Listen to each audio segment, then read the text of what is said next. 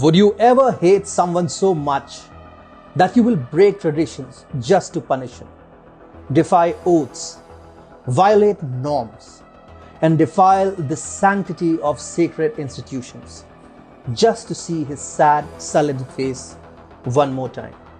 Or is it your fear that makes you do that? Fear is probably the more logical explanation, because Joe Biden's latest action against Donald Trump smacks of a little hatred but a lot of fear. Hi, I am Atul Mishra and this is TFI Global, the foreign affairs and geopolitical analysis arm of the TFI Media Group. And today we will talk about good old Joe's deep-seated hatred and fear of Donald Trump. President Joe Biden, who won the White House after an election whose results have been largely contested and which has been marred with allegations of conning, is now looking to strip his predecessor, Donald Trump, of his right to receive high-level intelligence briefings on matters of national and international importance. It is an American tradition for former presidents to continue receiving intelligence briefings just like the sitting president does. This as a courtesy to their stature and also as a method to keep former heads of states in the loop of all that is happening in terms of national security and foreign policy. According to Forbes, the tradition is also part of an effort to keep former leaders informed as they speak on matters of domestic and foreign policy and meet with foreign leaders. Former President Donald Trump, during his presidency, had decided against stoppage of intelligence briefings for Barack Obama.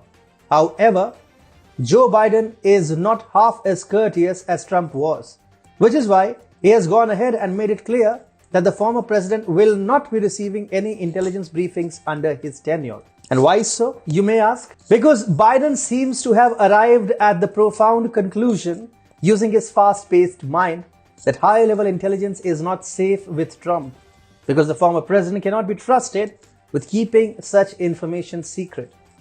Biden, speaking to CBS News during an interview, said Trump's erratic behavior worried him, unrelated to the insurrection. He added, "I just think that there is no need for him to have the intelligence briefings. What value is giving him an intelligence briefing? What impact does he have at all, other than the fact he might slip and say something?" Of course, Joe Biden conveniently forgot to mention that Donald Trump was the same president who had the entire world by the throat and who worked wonders to bring lasting peace to the Middle East, a region which the American deep state and the Democrats want to keep burning in a perpetual state of war.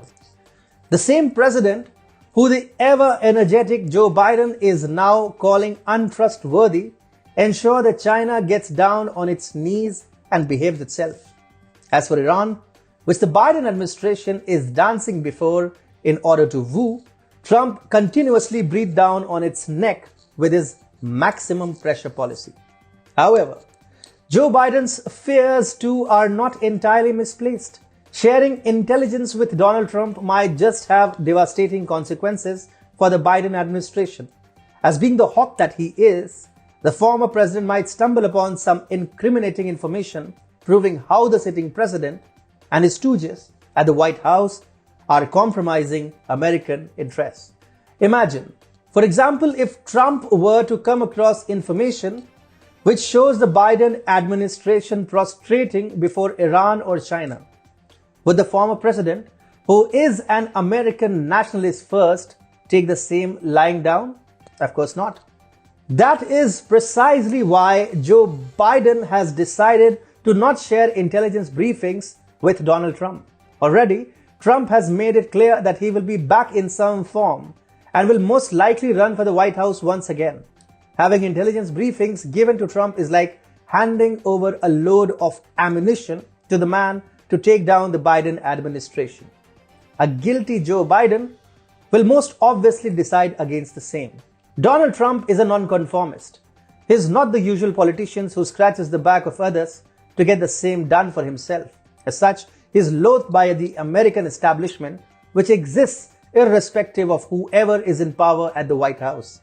This establishment, being pro-Democrat as it is, has been calling upon Joe Biden to break a long-standing tradition for the very first time by depriving Trump of crucial intelligence which he is entitled to. The sad part really is that Joe Biden, instead of being the bigger person in this case, has surrendered to the establishment and is being dictated around by just about anyone on how to go about running the United States. So much for healing.